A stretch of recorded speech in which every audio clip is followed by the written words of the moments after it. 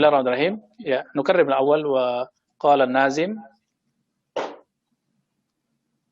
wa qabla hijratin nabiyyi al-isra min Makkatin layla liqudsin yudra wa ba'da isra'i urujun lisama hatta ra'a an-nabiyyu rabban kallama. Jadi kita membicarakan dari tentang hijrah Nabi, kemudian Nabi melihat Allah Ta'ala min ghairi kaifin wa inhisarin waftarat, tanpa ada kaif, tanpa kemudian pembatasan, waftarat alaihi khamsan ba'da khamsina farad, lalu diwajibkan kepada Nabi Sallallahu Alaihi Wasallam kali sholat setelah diwajibkan 50. Wa fardu khamsatin bilam tira, ya.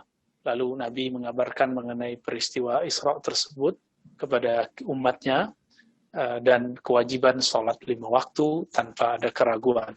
Ya. Lalu dikatakan di ujungnya, qad faza siddiqun bitasdiqin lahu bil uruj siddiqu wa fa'ahlahu. Lalu yang pertama kali dapat keberuntungan membenarkan kisah itu adalah Abu Bakar As-Siddiq, disebut qad faza siddiqun bitasdiqin lahu. Lalu teman-teman yang melakukan Allah, ini yang saya sebutkan tadi, mungkin saya ulang kembali, bahwa Nabi SAW diberikan mukjizat tertinggi, menerima langsung wahyu di hadrah rahmaniyah bil arsh, ya, di arsh Allah Subhanahu wa taala.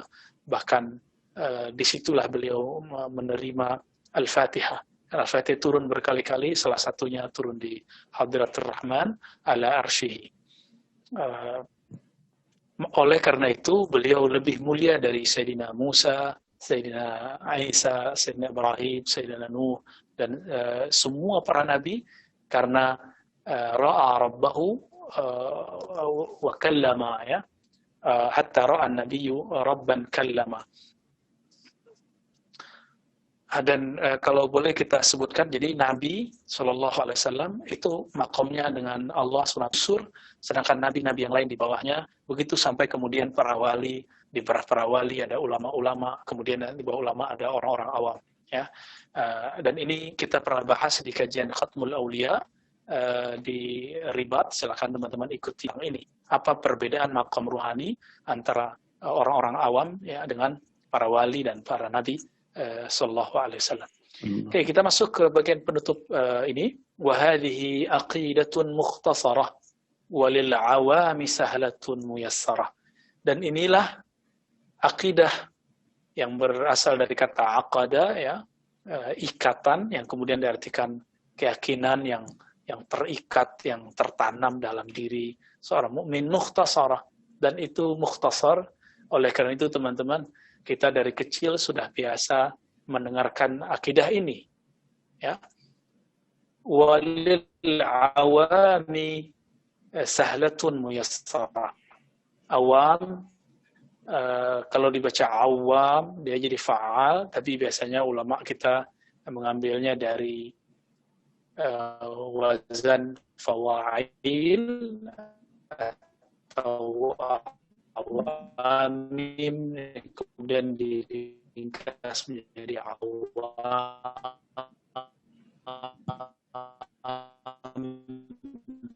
ya. Itu cuma ikhtilaf di tasrif, terserah kita mau ngambil yang mana. Walil awarah ditulis oleh nazim, penyusun muyassarah, sangat mudah dipahami. Jadi sebelumnya sudah ada kitab Kifayah Aqidah Sanusi, ya. Sebelumnya juga sudah ada Aqidah Al-Iji, Fakhruddin Ar-Razi, Imam Al-Ghazali, Al-Baqillani, setelah Baqillani ada Juwaini, terus sampai ke Imam Asy'ari. Tapi suatu kitab ditulis sesuai dengan masanya, bahasanya disesuaikan dengan kemampuan orang di masanya. Dengan bertambah zaman, ternyata perdebatan ilmu akidah itu tidak seperti dulu, maka perlu ada muyassarah, ya, revisi-revisi yang bisa memudahkan. Teman-teman yang mulakan Allah, lalu beliau penazimnya, penyusunnya mengatakan, nazimu tilka yang menazimkan, yang menyusun. Tilka kembali ke hazihi aqidatun, ya, ke akidah tersebut Ahmad al-Marzuqi, yaitu Sayyid Ahmad al-Marzuqi, mayantami man di situ al-lazi, ya, sama dengan al-lazi, yang beliau bernasab kepada Lis-Sadiqi wal Masduqi, kepada Nabi yang bergelar Sadiq dan Masduq. Jadi beliau masih keturunan Nabi Muhammad sallallahu alaihi wasallam. Itu sebabnya dulu di negeri kita banyak orang bernama Marzuki.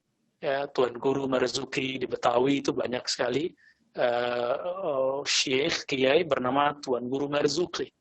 Sampai Syekh Yasin Al-Fadani juga meminta sanad kepada anak dari Tuan Guru Marzuki yang ada di Jakarta Selatan, seingat saya, waktu anaknya ke Jakarta, ke Mekah, diminta tulis silsilah sanad yang didapat oleh Tuan Guru Marzuki di sini. Tapi Marzuki yang di sini dulu ada yang berasal dari Siam, Thailand, ya, tetangganya Kamboja dekat Buya Kopri sekarang. Ahmad al-Marzuki. Jadi inilah karena masyhurnya kitab ini, banyaklah ulama, kiai atau orang tua memberi nama anak atau muridnya dengan nama al-Marzuki. Ya, guru saya juga ada yang bernama al-Marzuki. Ahmad al-Marzuki, teman-teman, ini adalah nama dari nazim, penulis teks ini. Beliau punya murid banyak di Mekah, termasuk orang kita juga. Orang kita salah satu murid beliau adalah Syekh Nawawi Al-Bantani. Jadi Syekh Nawawi Al-Bantani, orang Banten, punya keberuntungan berguru kepada beliau. Kalau sanad ini sahih, maka kita punya jalur yang pendek kepada Sayyid Ahmad Al-Marzuki. Jadi kita dapat dari murid-murid Syekh Yasin, Syekh Muhammad Abdul Rabb Nazari, yang dari Al-Yaman, kemudian yang dari Jakarta, Kiai Ahmad Marwazi, kemudian Syekh Zakaria Bila, dan masyayikh-masyayikh yang lain yang berguru ke Syekh Yasin. Syekh Yasin mengambil dari orang Banten juga, siapa namanya, Syekh Ahmad Tahir, kalau saya, Syekh Muhammad Arsyad At-Tawil. Muhammad Arsyad At-Tawil, mungkin teman-teman pernah mendengar. Beliau kemudian diasingkan ke daerah Sulawesi dan dikuburkan di sana. Syekh Muhammad Arsyad At-Tawil langsung berguru kepada Syekh Nawawi Al-Bantani. Jadi beliau umurnya panjang, dan Syekh Yasin Al-Fadani sempat bertemu beliau. Dari Syekh Nawawi Al-Bantani langsung ke Sayyid Ahmad Al-Marzuki. Tinggal dihitung ya sanadnya.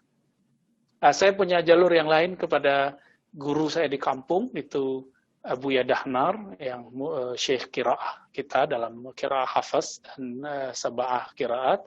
Beliau ngambil dari Syekh Abdul Malik Al-Muqri Al-Naqsyabandi Al-Makki, jadi beliau lama di Mekah. Kemudian Syekh Abdul Malik ini ngambil dari gurunya Syekh Muhammad Arsyad. Muhammad Arsyad ini Al-Batu Hampari, ya, beliau Minangkabawi juga. Dari ayahnya yang berumur lebih dari 100, diperkirakan umurnya 150 tahun, yaitu Syekh Abdurrahman Al-Batu Hampari Al-Minangkabawi, yang lama di Mekah, setelah umur 100 tahun baru pulang ke Sumatera dan membuat pesantren namanya Al-Manar di Batu Hampar, Payakumbuh. Teman-teman mungkin ada yang pernah lewat ke sana. Itu silakan berziarah, itu ada di pesantren namanya Al-Manar. Beliau langsung bertemu dengan Sayyid Ahmad Al-Marzuki dan diijazahi qiraat dan semua keilmuan keislaman, termasuk mazhab fiqih. Walaupun Ahmad Al-Marzuki ini bermazhab Maliki, tapi beliau juga mengerti mazhab Syafi'i. Baik. Dan jalur-jalur yang lain, kira-kira ada jalur Sayyid Muhammad Alawi Al-Maliki dan masyayikh yang lain. Baik. Lalu beliau mengatakan sebagai tahmid dan salawat di penutup, Alhamdulillahi wa salla wa sallama ala nabiyyi khairi man qad allama, ya, wal ali was sahbi wa kulli mursyidin. Jadi dia menyebut setiap guru dengan istilah mursyid, ya. Wa kulli man bi khairi hadyin yaqtadi, dan setiap orang yang mengikuti kebaikan dan mengikuti hidayah, ya. Wa as'alul karim, aku meminta kepada Allah yang Maha Karim, yang Maha baik, maha mulia, yang setiap hari memberi kebaikan walaupun sering dilupakan. Nah, ini yang disebut karim. Jadi karim itu salah satu sifat dan nama Allah Ta'ala dari karam, maka yang bersifat yang disebut karim. Apa artinya? Yang banyak memberi, yang banyak manfaat, meskipun dia sering dilupakan. Itu sebabnya salah satu nama dari pohon kurma itu disebut karam, ya, karena banyak manfaatnya mulai dari ujung sampai akhirnya. Ikhlas al-amal. Jadi beliau memohon kepada Allah agar diberikan keikhlasan dalam beramal. Wa naf'a kulli man biha qad ishtaghal. Nah, beliau mendoakan kita semua, teman-teman semua. Apa kata beliau? Saya meminta agar manfaat menyebar kepada siapapun yang berusaha ishtaghal, mempelajari atau menghafal kitab ini. Kalau di terjemahan itu ditulis menghafal, ya, tapi sebenarnya tidak mesti. Ya, menghafal dan memahami. Yang paling inti adalah memahami. Jadi siapa saja di antara kita yang belajar kitab ini pasti dapat keberkahan doa Sayyid Ahmad Al-Marzuki. Itu sebabnya beberapa masyayikh kita bilang, siapa yang hafal kitab ini, nazam ini, insya Allah mati dalam akidah Ahlus Sunnah wal Jamaah. Kalau saya mengatakan siapa saja yang mau belajar kitab ini, nazam ini, dan memahaminya dengan baik, insya Allah dia meninggal dalam husnul khatimah aqidah Ahlus Sunnah wal Jamaah. Lalu beliau close dengan kalimat abiyatuha maizun bi'addil jumali tarikhuha li hayyun ghurrin jamal. Ya, sammaituha aqidatal awami min wajibin fid dini bitamam. Teman-teman yang melakukan Allah, ini unik. Ulama dulu belajar ilmu hisab, belajar ilmu huruf yang sekarang dibid'ahkan oleh sebagian orang. Apa kata beliau? Ilmu huruf itu simbol seperti sandi Mars, ya. Jadi huruf tapi maknanya angka. Disebut hisabul jumal. Itu teman-teman bisa cek di Google atau ada bukunya. Itu cari hisabul jumal, nanti huruf-huruf itu ada angkanya. Apa kata beliau? Abiyatuha, jumlah baitnya mayizun. Mayizun itu teman-teman mim, ya, dan za. Mim itu jumlahnya 4, ya. Kemudian 40. Ya itu 10, za itu 7. Maka kalau dijumlah menjadi 57. Artinya baitnya ada 7. Kemudian beliau mengatakan tarikhuha, tarikh selesai menulis kitab ini itu adalah li hayyu ghurrin jumal. Jadi beliau juga mengatakan tarikh selesai nulis kitab ini itu disimbolkan dengan kalimat li hayy. Ya, li itu jumlahnya sekitar 40, ya. Baik. Ya. Jadi li, teman-teman semua yang melakukan Allah, itu kalau jumlah li hay ghur itu jumlahnya 1258. Jadi tahun 1258 Hijriah beliau selesai nulis kitab ini. Dan ini diperkirakan Syekh Nawawi Al-Bantani kan kalau dilihat tarikh wafat beliau, tarikh lahirnya itu saya tidak tahu yang pasti, karena ada yang menuliskan sebelum tahun 30, ada yang menuliskan tahun 20, ada yang belasan. Wallahu alam, nanti kita tanya kepada zuriat beliau dan ahli tarikh, sebenarnya tahun berapa lahir Syekh Nawawi Al-Bantani. Karena kalau dari tahunnya belum masih ketemu lah dengan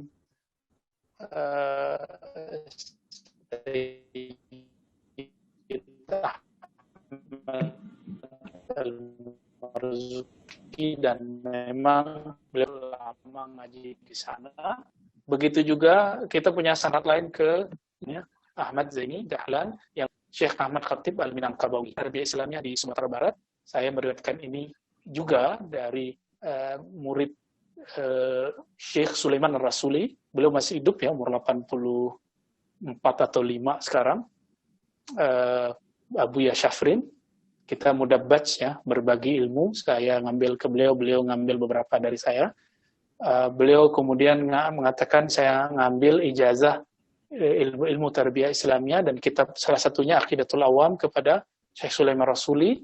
Syekh Sulaiman Rasuli dari Syekh Ahmad Khatib Minangkabawi, Syekh Ahmad Khatib dari gurunya Said Bakri, dan juga ngambil dari gurunya Said Bakri yaitu Ahmad Zaid Dahlan, yang langsung mengambil kepada beliau pengarang kitab ini, Said Ahmad Al-Marzuki. Silakan teman-teman nanti dicatat aja namanya. Dengan ini, seperti yang beliau katakan, mi wajin fiddin bitamami, cukuplah akidah awam ini sudah sempurna sebenarnya. Wa bihaza ajastukum, saya ijazahkan semua, khususnya Buya Kopri dan teman-teman yang hadir join malam ini. Semoga bersambung ke akidah Said Ahmad Marzuki dan bersambung kepada akidah Imam Abul Hasan Asy'ari yang bersambung kepada akidah Nabi sallallahu alaihi wasallam. Ajaztukum. Al-Fatihah. Naqra Al-Fatihah lil muallif. A'udzu billahi minaz Bismillahirrahmanirrahim. طيب يا نفوض الوقت إلى بويا كوبري تفضل. طيب Buya, Alhamdulillah Rabbil Alamin. Teman-teman, kita sudah mendengarkan pemaparan dari Buya. Sekarang kita masuk sesi tanya jawab. Mohon maaf seperti tadi saya sempat keluar. Jadi daftar yang sudah masuk untuk bertanya tidak tercatat di dalam chat yang di komputer saya tadi sebentar.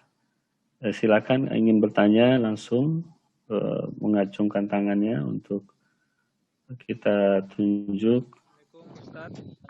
Waalaikumsalam. Terkait tadi disinggung masalah ya mujasimah yang bid'ah ya, clear bid'ah ya. Mujasimah, kemudian apa namanya tuh Jabariyah dan sebagainya. Itu kalau di zaman sekarang ini itu seperti apa ya, Ustadz ya? Apakah model-model seperti jil seperti itu termasuk kategori seperti itu? Jadi saya agak bingung kalau misalkan teman-teman dari Salafi kan sering men-state bahwa yang ini ahli bid'ah segala macam. Sedangkan dari yang saya sering baca dari ulama-ulama ahlus sunnah aswaja ya, bahwa yang dimaksud dengan ahlul bid'ah itu kan seperti Mujasimah, kemudian Jabariyah dan sebagainya itulah, Mu'tazilah. Nah, itu gimana ya cara kita yang awam ini, umat muslim yang awam ini mengenali mereka itu yang ahlul bid'ah yang seperti sepakati oleh jumhur ulama aswaja. Paling itu pertanyaannya. Assalamualaikum, terima kasih. Iya. Baik, langsung dijawab ya, Pak Tedra. Silakan Bu ya. Penyebutan Mu'tazilah, Jabariyah, Qadariyah, Jahmiyah itu kan penamaan lama ya, jadi orang-orang ahli kalam lama. Sebenarnya di Aqidatul Awam kita nggak mesti mengenal mereka, tapi karena ada pertanyaan ya kita singgung sedikit saja. Mu'tazilah itu dulu muncul, dia di abad kedua Hijriyah, begitu juga Qadariyah. Mereka disimbolkan dengan, kalau Qadariyah menolak takdir, Mu'tazilah dengan menolak sifat Allah. Mereka tidak menolak Quran, tapi menolak sifat Allah. Misalnya istawa, Qurannya mereka nggak tolak, tapi sifat istawanya mereka tolak. Nah ini contohnya. Maka disebut Mu'tazilah sebagai Mu'attilah. Jadi sebutan lain mereka Mu'attilah, menolak sifat Allah. Mereka menolak sifat ma'ani. Jadi mereka mengatakan Allah tidak yasma dengan samanya, tapi dengan zatnya. Untuk sekarang perdebatan itu tidak terlalu bermanfaat sebenarnya. Tapi kita kalau ada orang menyinggung, kita akan bahas itu. Tapi yang sangat parah hari ini adalah kelompok liberal dan ekstremis. Liberal ini mereka lebih jauh daripada Qadariyah dan Mu'tazilah ya. Mu'tazilah itu tidak pernah merendahkan Al-Quran. Mereka hanya punya penafsiran yang penafsirannya sudah sampai kepada menafikan sifat itu, tapi tidak pernah menolak Al-Quran sebagai kalam Allah. Begitu juga Jahmiyah, ya. Jahmiyah itu mereka sangat fatal dalam mentaktil. Tapi kalau liberal sekarang itu sudah mulai main menggerogoti ayat, misalnya kayak kelompok-kelompok yang dulu pernah ada ya, lintas agama, jadi mengatakan semua agama sama. Mu'tazilah nggak pernah ngomong begitu. Justru itu meruntuhkan dakwah-dakwah ulama terdahulu, bahkan termasuk orang-orang Mu'tazilah sendiri. Dulu Mu'tazilah mengislamkan orang dari agama lain. Kalau liberal kan tidak. Liberal dengan pluralisme itu mengatakan semua agama sama. Itu nggak bisa disamakan. Cuma arahnya sedikit sama gitu aja. Maka disebut neoliberal. Berbeda dengan liberal. Begitu juga misalnya kelompok yang sekarang meyakini Allah bertempat. Mereka tidak sepenuhnya musyabbihah, menyerupakan Allah dengan makhluk, tidak sepenuhnya mujassimah. Itu sebabnya sampai hari ini saya tidak sepakat dengan teman-teman yang mengkafirkan mujassim hari ini gitu. Kalau mujassim dulu mungkin ada sampai taraf kufur, tapi kufurnya duna kufrin, artinya kufurnya tidak sampai murtad. Itu cuma jadi pemikirannya pemikiran kufur, tapi orangnya belum tentu kafir. Sama kayak orang meninggalkan sholat itu kan kufur, tapi orangnya belum tentu kafir. Tinggal ditanya dia mengingkari atau tidak. Sama orang-orang yang mujassimah, yang menjisimkan, menisifatkan Allah dengan benda, Allah bertempat. Dia kan tidak bermaksud untuk menghina Allah. Dia hanya salah berguru, salah ketemu guru akidah. Akhirnya meyakini hal tersebut. Lalu gimana dengan kutipan-kutipan Syekh Abdul Qahir Al-Baghdadi yang mengatakan mujassimah kafir? Mujassimah kafir beliau kan nulis di abad ke-5 Hijriah. Sedangkan yang antum maksud misalnya Salafi. Salafi kan abad ke-8 Hijriah sampai sekarang. Itu pasca Ibnu Taimiyah. Ibnu Taimiyah tidak ada yang mengkafirkannya kecuali Ibnu Al-Ala Al-Bukhari. Lalu Asriyah zaman sekarang yaitu Syekh Abdullah Harari almarhum ya, dan pengikutnya yang disebut Ahbash. Hanya itu yang mengkafirkan. Selebihnya nggak ada. Bahkan ada tokoh sufi mursyid tarekat Naqsyabandiyah dan beliau ahli tafsir yaitu Syekh Al-Imam Al-Alusi itu berkonflik dengan Imam Syekh Yusuf An-Nabhani, salah satu guru dari Syekh Yasin Al-Fadani. Konflik, kenapa? Syekh Yusuf An-Nabhani mengkritisi habis-habisan Ibnu Taimiyah, Salafi ya, tapi tidak mengkafirkannya. Sedangkan Al-Alusi mengatakan tidak. Ini sebagai contoh. Jadi sekarang itu akidah-akidah yang diajarkan misalnya teman-teman kita Salafi itu tidak sampai kepada tajsim yang dikafirkan di zaman Syekh Abdul Qadir Al-Baghdadi. Paling tinggi adalah syibhut tajsim. Jadi mereka tidak mujassim murni, tapi menetapkan sebagian dari sifat-sifat jismiyah kepada Allah tanpa mereka menyadari bahwa itu salah gitu. Jika mengikuti term mustalahatnya Syekh Hasan itu ya mereka disebut mu'awwil mukhti, penakwil yang salah, yang keliru. Makanya kita memaklumi mereka dan tidak sampai kepada mengkafirkan mereka.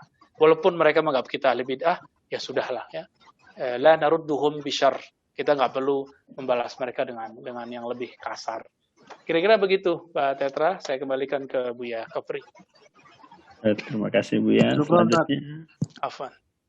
Bapak Akbar Hilman. Silakan Ustadz Akbar Hilman. Assalamualaikum Buya. Waalaikumsalam. Buya, izin bertanya tentang pendapat Imam Safaroi ini tentang pembagian Ahlus Sunnah wal Jamaah ini. Beliau menyebut kelompok Atsariyah atau kelompok Atsar. Ini kalau Atsariyah. Ya, Atsariyah. Itu kalau di zaman beliau itu kira-kira yang mewakili beliau mewakili kelompok Atsariyah ini siapa ya, Bu ya? Dan kalau dimasuk ke Atsariyah. Ya. Atsariyah di zaman siapa? Imam Abdul Muzaffar Al-Isfaraini. Iya. Nah, kalau dimasuk ke term zaman sekarang itu apakah yang kelompok Atsariyah ini Salafi, pengikut Ibnu Taimiyah? Oke. Baik. Syukran.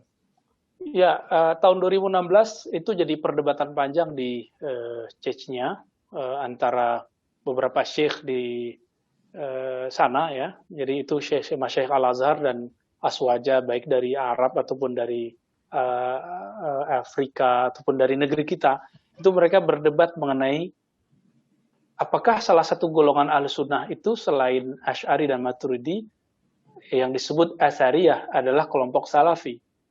Terjadi panjang perdebatan, hasil final mereka ittifaq, mereka mengatakan bukan. Sekarang saya tinggalkan muktamar itu ya, itu 2016. Sekarang kita langsung aja kepada Imam Al-Isfaraini yang menulis kitab tentang aliran-aliran yang juga at-tafsir fid-din ya. Tafsir fi usuluddin atau fid-din. Beliau Abdul Muzaffar Al-Isfaraini murid dari imam yang saya sebut tadi, Al-Imam Abdul Qahir Al-Baghdadi. Lalu beliau ringkas kitab itu dan ditambahkan beberapa yang penting dan dirapikan, jadilah kitab At-Tafsir itu. Tadinya itu Al-Farqu Bainal Firaq. Itu kita pernah pakai dulu waktu di kampus, mungkin ada beberapa mahasiswa saya yang masih ingat, kita dulu bedah kitab di teater, itu 2 kelas digabung, dan banyak yang ikut dari luar, jadi udah kayak seminar tiap pekan itu. Kita bedah kitab Al-Farqu Bainal Firaq, karya gurunya Al-Isfaraini.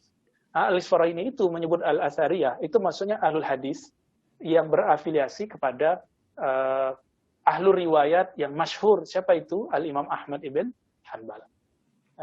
Kalau dulu mungkin disebut Hanabilah, ya, kelompok Hanbali. Tapi Hanabilah itu kemudian mereka terjadi perpecahan di zaman Al-Tamimi ya, Muhammad At-Tamimi, terjadi perpecahan. Siapa yang membuat perpecahan? Ketika masuk mereka disusupi oleh ajaran tajsim yang diajarkan oleh As-Suhuni, Al-Farra dan beberapa gurunya yang lain. Maka pecahlah sehingga At-Tamimi mengatakan mereka ini telah menodai kelompok Hanabilah yang merupakan dulu perwakilan dari Atsariyah, ya, dengan noda yang tidak dapat dibersihkan sampai hari kiamat. Gitu perkataan beliau. Tapi Syekh Usamah Said Al-Azhari, salah satu dosennya Buya Qobri, itu menolak itu ya. Itu dosen antum atau senior antum, Buya Qobri? Kita ngaji sama beliau di majelis saja, Bu ya, tidak di kelas. Oh, di ruwak ya. Wah, itu lebih dahsyat. Di masjid. Itu lebih dahsyat. Baik. Itu beliau muhaddis, beliau hafal banyak sanad, bahkan sanad Mustasal bi al-Waliyah itu beliau hafal dari dirinya sampai ke Nabi. Itu menolak dengan keras bahwa Atsariyah bukanlah kelompok Hanabilah, tapi siapapun yang ahli hadis, tapi mereka tidak berafiliasi dengan Asy'ari ataupun Maturidi dalam ilmu kalam. Mereka hanya langsung jalur Imam Ahmad atau Malik atau imam-imam ahli hadis yang lain. Atau seperti Imam Bukhari gitu ya. Kira-kira seperti itu. Jadi tidak ada kata sepakat siapa itu Atsariyah. Adapun kalau pertanyaan Mas Hilman ini, apakah Atsariyah sekarang Salafi? Tidak. Atsariyah sekarang itu pusatnya ada di India, Pakistan.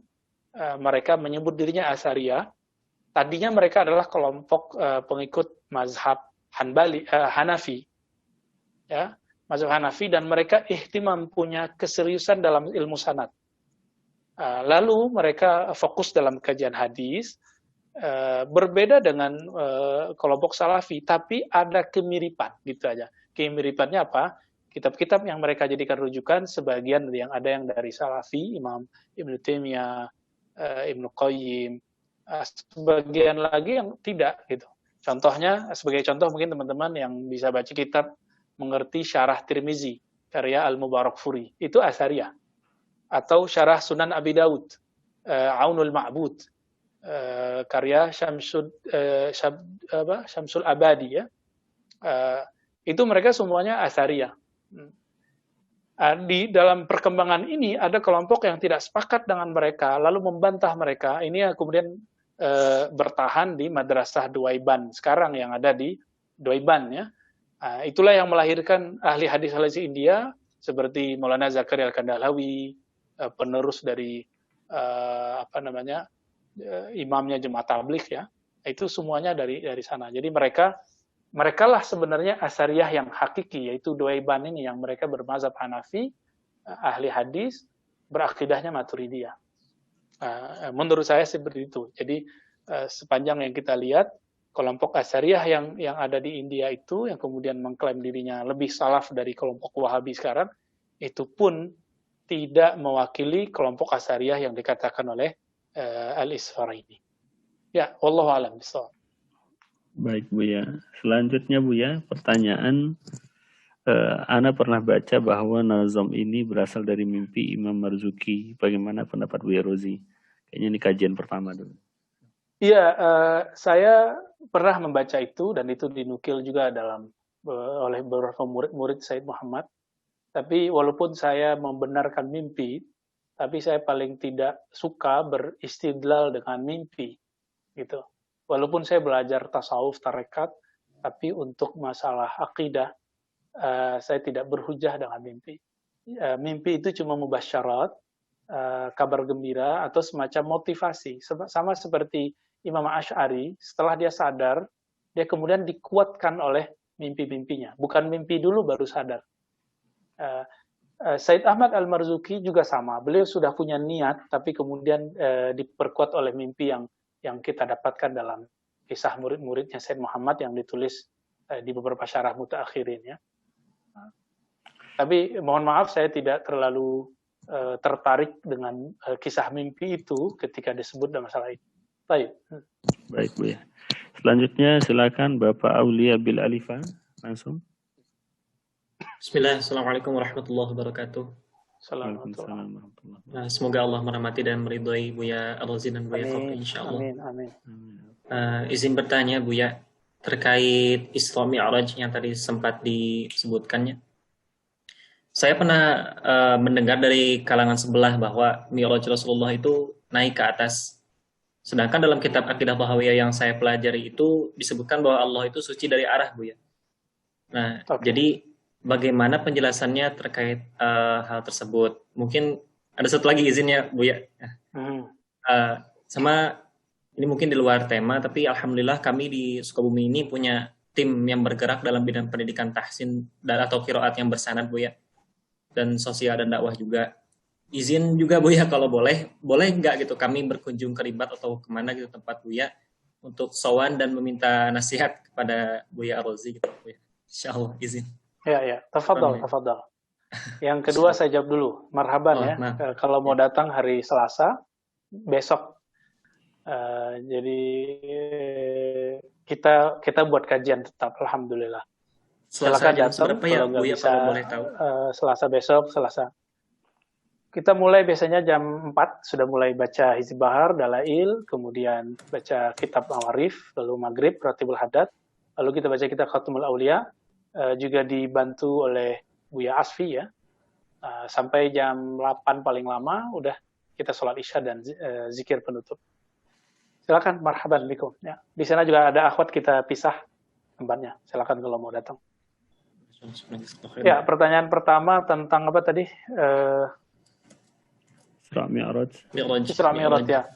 Oke, itu antum kalau punya Fathul Bari di rumah, nanti dilihat ada syarah hadis Mi'raj oleh Ibnu Hajar Al-Asqalani. Kalau enggak cari di Google juga ketemu ya.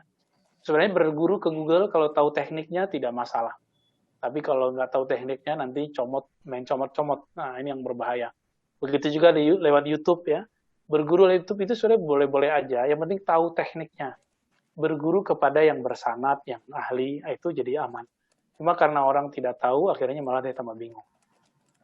Jadi tentang Mi'raj, kata Al-Imam Al-Hafiz Ibnu Hajar Al-Asqalani, rahimahullah alaih, ini Nabi diangkat ke langit itu benar. Dan itu jismian, fisik. Sampai kepada aras itu jisim, fisik. Karena aras itu jisim, aras itu benda.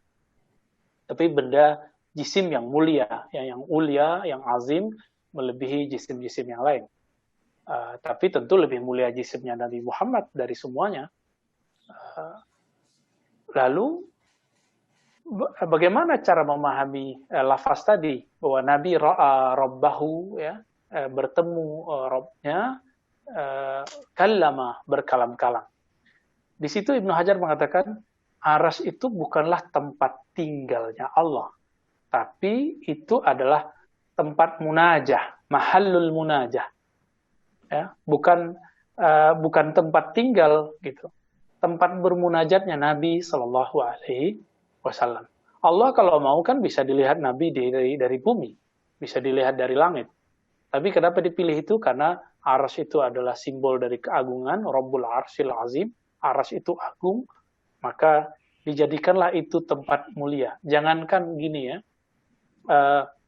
kita itu kalau ada munajat-munajat spesial, kita mintanya di tempat yang spesial, misalnya depan multazam atau di masjid-masjid yang bersejarah. Apalagi selevel Nabi.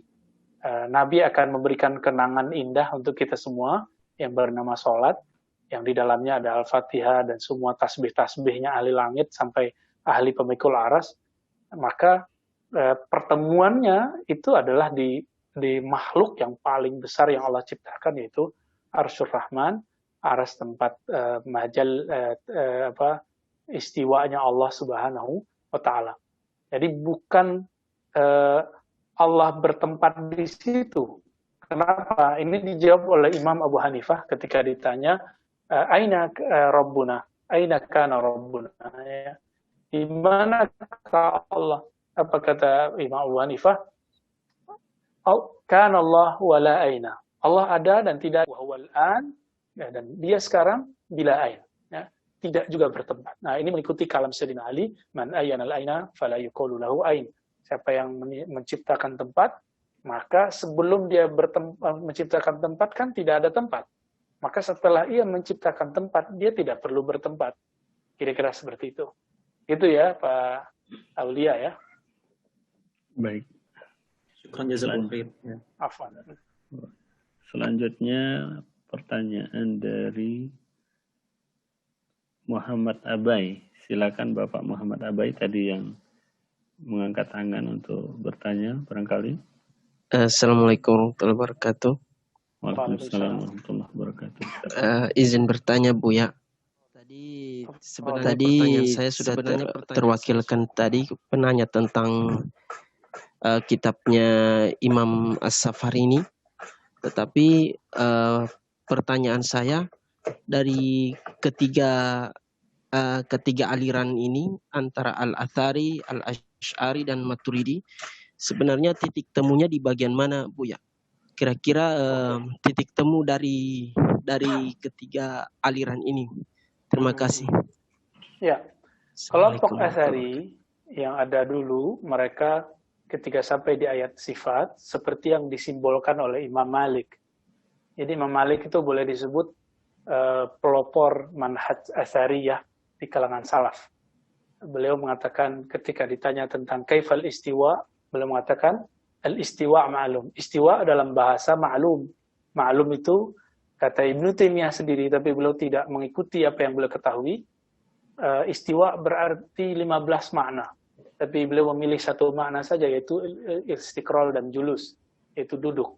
Nah, di sini ada stofastahnya ya, kekacauannya. Tapi Imam Malik mengatakan walaupun istiwa ma'lum fil lughah, lalu beliau mengatakan wal kaif anhu marfu'. Kaif itu Allah Maha Suci darinya. Nah, ini riwayat yang sahih mengenai kata jawaban Imam Malik. Adapun yang berkembang di kalangan teman-teman yang syibhut tajsim ini, yang semi-semi tajsim ini apa? Mereka mengatakan wal kaif majhul. Kaif itu majhul. Nah, ini riwayat kalam ini tidak sahih dan dia syaz. Kalau majhul itu artinya tidak diketahui. Berarti ada kaif. Ada kaif tapi tidak diketahui. Dan ini bertentangan sendiri dengan kalam-kalam Ibnu Taimiyah yang menggunakan ini. Ibnu Taimiyah sering mengatakan bila kaif, bila kaif. Apa beda wal kaif majhul dengan bila kaif? Itu beda sekali. Maka ini disebut riwayatnya syaz. Yang sahih wal kaif anhu marfu'. Marfu' disertanya taqaddasallahu tabaraka ta'ala anil kaifiyah. Allah Maha Suci dari kaif. Wal iman bihi wajib. Iman, cukup iman saja. Ini yang kita sebut tawakuf.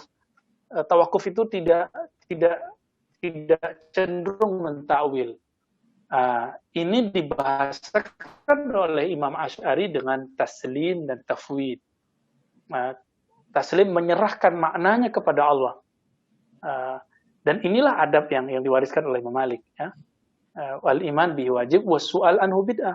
Pertanyaan mengenai ini bid'ah. Maka kalau ada orang bertanya sekarang, bagaimana istiwa Allah? Allah di atas? Ya, di arah atas. Itu ahli bid'ah semua.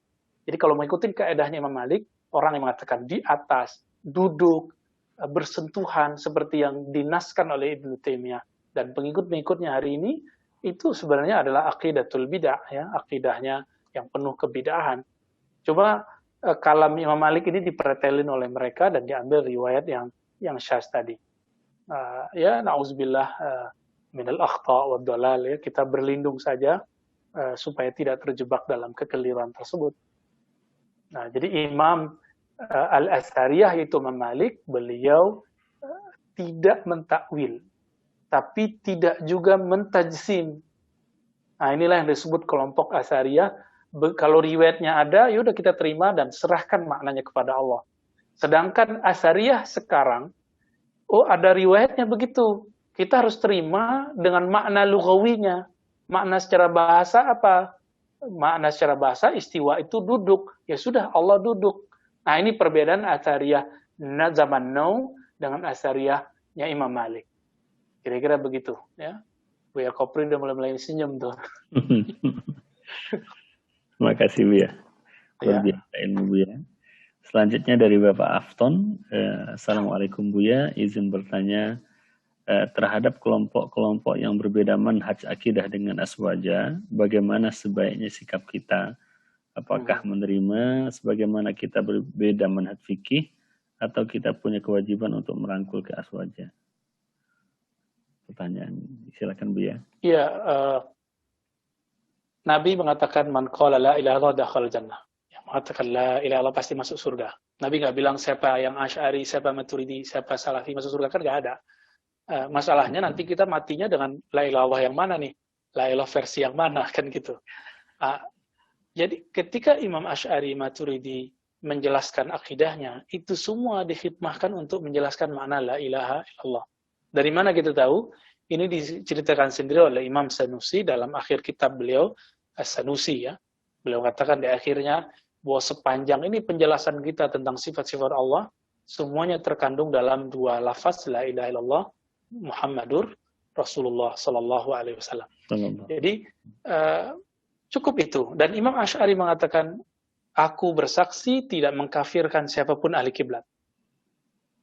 Ahli kiblat. Jadi kalau sudah berkiblat ke Mekah, kita katakan dia tidak kafir. Tapi kita boleh mengatakan dia keliru, dia menyimpang. Nah, kita hindarkan saja untuk memfasikkan, mengkafirkan. Karena kita nggak tahu juga kan dia meninggalnya dalam keadaan apa. Maka teman-teman boleh mengatakan pemikiran ini kufur, gitu. Ajaran si orang ini kufur, tapi orangnya belum tentu kafir. Ini bid'ah, tapi orangnya belum tentu nanti finnar. Siapa tahu Allah ampuni. Ya kita kan nggak tahu. Rahmat Allah kan meliputi segala satu. Tapi kita berusaha menggapai jaminan Nabi, semua golongan yang 70. Yaitu siapa yang ikut aku dan sahabat-sahabatku. Kalimat sahabat-sahabatku itu diartikan orang-orang yang bersanad kepada sahabat Nabi, pasti bersanad kepada Rasulullah Sallallahu Alaihi Wasallam. Maka sikap kita terhadap mereka, kita tidak perlu mengkafirkan mereka, tapi kita mendoakan mereka dan tidak perlu berdebat. Nggak perlu berdebat. Kalau mereka mau ngaji, ayo. Karena berdebat dengan mereka tidak akan menyelesaikan masalah. Mau antum bawa 1000 dalil, nggak akan diterima. Kenapa? Kita bukan ustadznya. Yang bisa meluruskan dia cuma ustadznya sendiri. Gitu. Saya udah coba ke teman saya, ya tamatan SMK, nggak hafal hadis, tapi melawan kita dengan kutipan-kutipan Google, WA, ya saya cuma bilang, seandainya aku sampaikan 1000 hadis pun kamu nggak akan percaya. Kenapa? Saya bukan ustadzmu, saya temanmu. Akhirnya udah dia mau debat apa, saya nggak tanggapin lagi. Ya. Jadi apa adab kita? Ya, falyakul khairan aw liyasmut. Kita diam saja katakan yang baik. Yang baik itu termasuk idfa billati ya ahsan. Berdebat dengan cara ilmiah itu khair. Semoga kajian ini dianggap khair di sisi Allah Subhanahu wa taala. Kalau enggak kita diam. Kira-kira begitu. Ya, jadi jangan coba-coba untuk mengatakan mereka kafir. Saya nggak sepakat ya. Dan saya berlepas diri dari orang yang mengkafirkan sesama muslim. Ya. Baik Bu ya. Ini dua yang terakhir Bu ya. Dari Ustadz Khabbab, dari beliau tinggal di Arab Saudi, tentang firman Allah atau kalam Allah. Buya Yahya Cirebon sampaikan tanpa suara, tanpa huruf, tapi Ustadz Firanda membantah. Mohon Buya ya. Iya. Ketika dulu Mu'tazilah mengatakan Allah kalamnya hadis baru. Kenapa? Kalau kita baca bismillah kan ada bunyinya. Kalau ditulis ada hurufnya. Maka Mu'tazilah mengatakan ini kalam Allah ini hadis baru.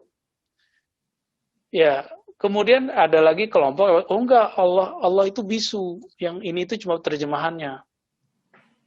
Lalu ada lagi kelompok Mujassimah mengatakan, oh enggak, huruf dan suara ini qadim. Ini kelompok Muhammad bin Karam. Inilah yang dikutip oleh Ad-Darimi, akidah Darimi ini dianut kembali oleh Ibnu Taimiyah. Ya.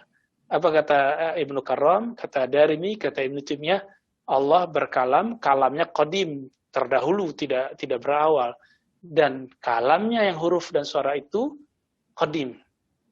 Nah, ini apa tanakutnya. Datang Imam Asy'ari jelaskan Allah itu ketika menyebutkan wa kallamallahu Musa taklima. Ya, Allah berkalam-kalam dengan Musa dengan benar-benar kalam. Maka dibagilah kalam itu menjadi dua jenis.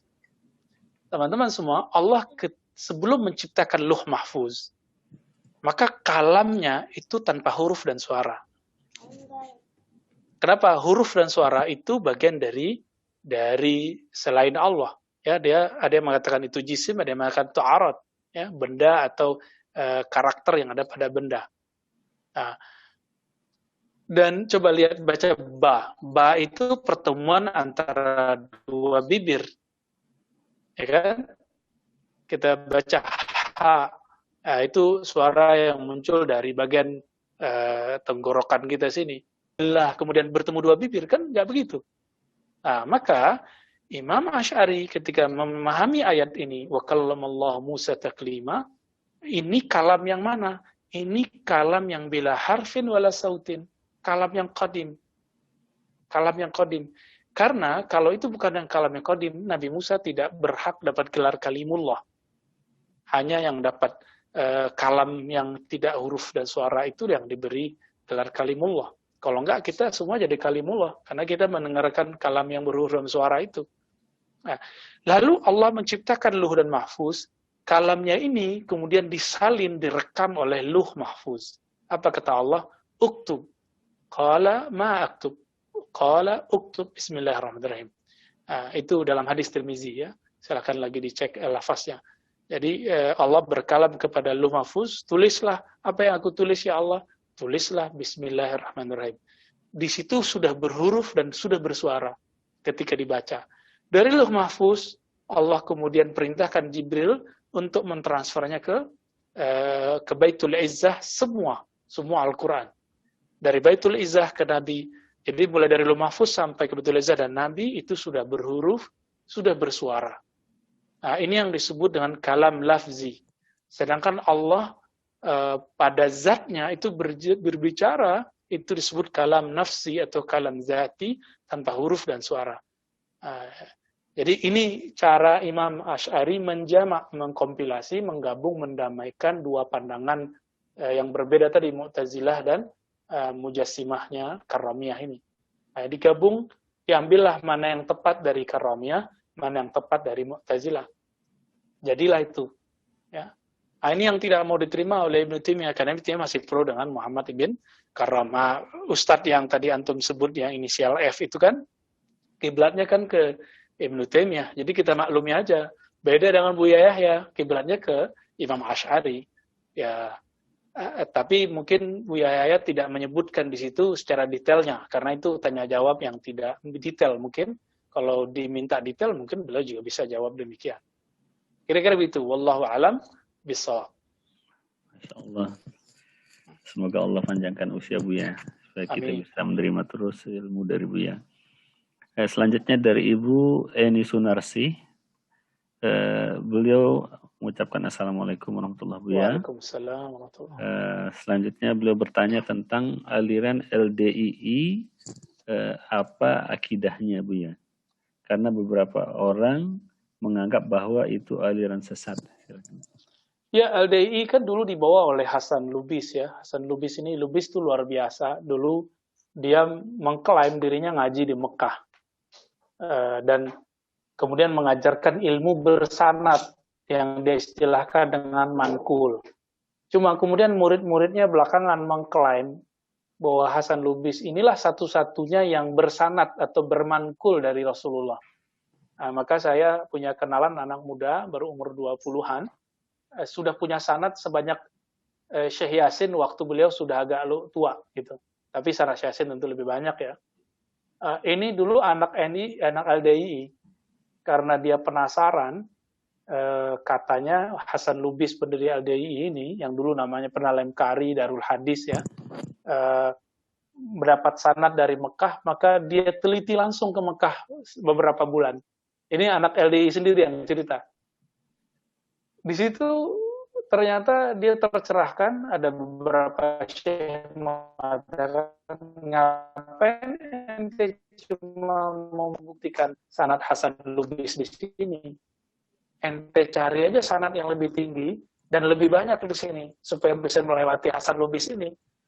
Akhirnya dia tersadarkan, sudah dia banyak sanad setelah mengetahui cuma dengan waktu yang sebentar bahwa Hasan Lubis memang ada sanadnya ke ulama Mekah, tapi tidak seperti diklaim oleh pengikutnya hari ini bahwa satu-satunya yang manqul di dunia hanya lewat Hasan Lubis. Itu tidak benar ya. Apakah mereka sesat? Ya itu sudah difatwakan banyak oleh ulama kita bahwa mereka sangat ketat, sampai-sampai mazhab Syafi'inya juga sangat ketat, campur-campur dengan Maliki, dan mereka suka ngaji hadis, Sahih Bukhari, Muslim. Tapi saya tidak tahu kenapa kok kemudian mereka mengatakan umat Islam di luar kita itu syahadatnya belum benar. Mereka tidak mengatakan kita kafir, tapi mereka mengatakan syahadatnya belum benar, belum sempurna. Sama aja dong dengan bilang kita tidak Islam gitu. Jadi wajar kalau kemudian muncul cerita di masyarakat masjid di pel, bla bla bla, itu ternyata bukan bohong dan itu benar untuk sebagian DI yang ketat, dan mereka masuk ke sana sangat eksklusif, pakai bayat, lalu ada keanggotaan, ada iuran. Kalau Buya Kopri jadi ustadznya enak tuh ya, karena digaji ustadz. Ya, kalau jadi ustadz lepas kan nggak digaji, nggak ada gaji tetapnya. Coba kalau kita mau cari kesenangan duniawi, ya silakan yang dapat begitu. Kalau ingin cari kebahagiaan dunia akhirat, ya sabar-sabar aja lah. Dunia ini memang begini. Masya Allah. Inilah dunia, Bu ya. Iya. Ini Bu ya, tadi saya janji ini yang terakhir untuk Bu ya. Tapi murid-murid Bu ya masih ada yang ingin bertanya. Silakan saya kembalikan kepada Bu ya. Ya, tafadhol, nggak apa-apa. Ini apa, Bu ya? masih 21:22 kan, masih ada waktu. Jadi kita batasi maksimal jam 9:30 ya Bu ya. Betul, ya. Jadi selanjutnya saya minta kepada Bapak Ahmad Sabili langsung ringkas saja. Assalamualaikum Bu ya. Waalaikumsalam. Begini Bu ya, saya mau tanyakan, saya sebenarnya juga selain mendengarkan Buya, kajian Buya juga banyak mendengarkan dari yang sebelah juga dan yang lainnya, dan saya pernah teringat bahwasanya Ustadz Hidayat pernah menyebut seperti Hutma Sofa dak makadara, artinya ambil yang baik tinggalkan yang buruk. Kalau lebih kurang yang saya sependek yang saya tahu itu sebenarnya yang lebih tepatnya itu bagaimana pengaplikasiannya Bu ya, sama Bu ya, tadi kan saya lihat, saya kan sempat meninggalkan tadi Bu ya dalam kajian karena satu urusan. Saya lihat di chat banyak penerimaan ijazah karena saya tidak hadir di saat itu. Apakah saya boleh menerima ijazah dari Bu ya tadi ya Bu ya? Afwan Bu ya. Assalamualaikum warahmatullahi wabarakatuh. Assalamualaikum warahmatullahi wabarakatuh. Ya, khuz ma safa wa truk ma kadar, ya. Ambilkan yang baik, ya safa itu kan artinya yang bening, yang tulus, yang bagus. Tinggalkan yang kotor, yang tidak baik. Kalam ini sebenarnya tepat, dan inilah yang dikatakan oleh Ibnu Taimiyah dulu, yang sekarang kalam Ibnu Taimiyah itu nggak dipakai oleh pengikutnya. Apa kata beliau? Kullu kalamin, setiap kalam itu mardudun wa makbul, bisa ditolak, bisa diterima, illa al-ma'sum, kecuali kalam Nabi yang maksum. Tapi kalau mereka kan nggak mau, mereka itu cuma jadi hiasan saja. Buktinya kalau kita tolak atau kritik Ibnu Taimiyah, dia langsung bilang, ente siapa berani kritik Ibnu Taimiyah? Ya, Buya Kopri tinggal jawab, aku tamatan Azhar, kan gitu ya Buya ya. Tapi dia nggak akan terima itu, ya. Bagi mereka, antum kritik Syekh Albani yang nggak kuliah pun itu dimarah-marahin. Ente siapa? Lagi-lagi gitu, main fisik, main status gitu. Ini padahal kita sudah tahu, udah banyak ulama mengkritisinya. Jadi bukan barang baru. Tapi ala kulli hal, ya, yang tahu ini sofa dan kader itu ulama jika berkaitan dengan hukum. Tapi jika berkaitan dengan akhlak, maka semua kita bisa tahu ini baik atau buruk. Jadi harus kita tafsil ini kalam. Masafa, yani, itu yang dikatakan Nabi, istafti qalbak. Jadi Nabi mengatakan ketika apakah itu albir, kebaikan itu apa saja ya Rasulullah? Ketika Nabi nggak ada, dia mau nanya siapa, kira-kira begitu. Lalu Nabi jawab, istafti qalbak, tanyalah hati nuranimu, kalbumu, jika dia tenang, jika dia terima, itu baik. Jika kamu bergejolak, kamu galau, kamu gundah, berarti itu tidak baik. Jika itu tidak berkaitan dengan persoalan-persoalan yang punya otoritasnya ada ulama, yaitu hukum-hukum syar'i. Tapi di luar itu, teman-teman yang dimuliakan Allah, persoalan muamalat, ya, akhlak, sosial, silakan langsung tanya ke hati. Jika itu baik, ambil dari siapa saja ilmunya, terutama bab akhlak, ya. Saya rasa bab akhlak jangankan antara salafi dan sufi, antara Islam dengan agama lain juga sama. Teman-teman kalau nonton Dai TV misalnya yang bukan Islam, itu sama dengan TV-TV yang lain. Hampir mirip, ya, nggak jauh beda. Karena pada dasarnya manusia punya akhlak yang hampir bersamaan dimanapun mereka ada. Paling itu, ya. Jadi masafa minal akhlak, minal muamalat, ya.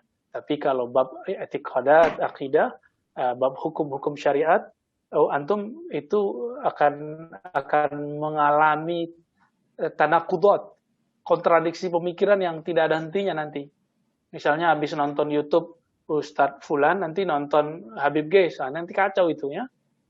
Bisa tambah ragu. La yazidul ilmu wal yaqin, lakin yazidus syak wal irtiyab. Jadi justru malah menambah kegalauan. Itu yang saya lihat. Oke, saya rasa tadi minta diulang ijazahnya, ya.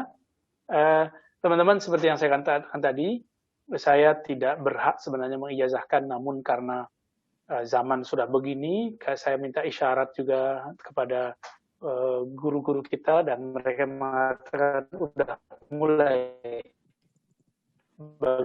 bagi ijazah Ahlussunnah wal Jamaah. Salah satunya murid-murid Syekh Yasin Al-Fadani. Nah, maka dengan ini, dengan minta karam dan keikhlasan dari Allah Subhanahu wa taala, ajastukum jami'an, saya ijazahkan siapapun yang ikut kajian ini, baik yang ikut sempurna, ikut sebagian, yang penting pernah ikut, saya ijazahkan dengan sanad yang tadi kita bacakan. Di tengah, silakan nanti dibantu oleh teman-teman untuk menyalinnya kembali. Ya. Qabilu. Dan terakhir, Bu, ya, mungkin sebelum dari saya ingin menyampaikan langsung pertanyaan dari Bapak Ridwan. Ini ringkas mungkin pertanyaannya. Intinya adalah apakah ada ulama zaman dahulu yang menisbatkan diri sebagai ulama sunnah? Dan dari saya pertanyaannya, Buya, setelah kajian kita malam hari ini, mohon bimbingan Buya untuk kita membaca kitab yang lain. Usulannya dari Buya, kami siap untuk menyiapkan diri kami. Nah, itu Bu ya, silakan Bu ya. Iya, menisbatkan diri ke sunnah secara utuh itu menurut saya su'ul adab, adab yang buruk. Yang ada cuma kami bagian dari ahlus sunnah. Jadi kalimatnya adalah pakai ahlu. Nah, ahlu sunnah berarti keluarga atau orang atau kelompok yang mempelajari sunnah, yang bersanad kepada Nabi. Tapi kalau disebut saya ini Ustadz Sunnah gitu, itu kayaknya ini tidak layak, dan itu kita tidak mendengarkan dari dulu. Maka coba lihat teman-teman kita yang alim-alim di luar sana, mereka tidak pernah mengatakan kami ini Ustadz Sunnah, kami ini ulama sunnah, nggak pernah. Mereka hanya mengatakan kami berharap semoga kami diterima sebagai orang yang berakidah halus sunnah di sisi Allah. Selalu begitu ya. Paling tinggi mereka katakan kami halus sunnah. Dan Al-Hafiz ya, Imam Al-Hafiz Murtada Zabidi mengatakan idza utliqa ahlus sunnah, jika disebut ahlus sunnah, maka yang dimaksud adalah humul asyairah wal maturidiyah. Mereka adalah ulama Asy'ariyah dan Maturidiyah. Imam Ibnu Asakir imam sunnah dan dia Asy'ari. Ya. Imam Ibnu Katsir saja murid dari Imam Ibnu Taimiyah itu akidahnya Asy'ari. Imam Subki baik senior yang junior itu Asy'ari. Ibnu Athaillah Sakandari yang sufi itu Asy'ari. Siapa lagi ya?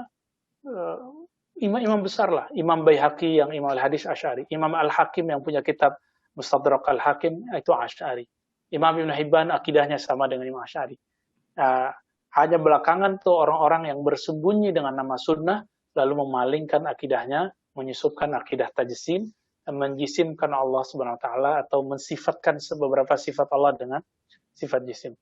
Dengan ini saya lagi-lagi mengatakan teman-teman, saya tidak memastikan kebenaran itu dari saya atau dari guru-guru saya cuma mengatakan kita berharap di sisi Allah kita diterima sebagai hamba yang mencari kebenaran, yang mencapai kebenaran. Kira-kira begitu teman-teman. Insya Allah nanti kami diskusi dengan Buya Kopri, apakah kita berlanjut kitabnya atau kita skip dulu ya. Kira-kira begitu. Bismillahirrahmanirrahim. Allahumma salli ala Sayyidina Muhammad wa ala alihi wa sahbihi. Allahumma ya Allah, sampaikan salam kami, rindu kami, maaf kami kepada Nabi Muhammad sallallahu alaihi wasallam.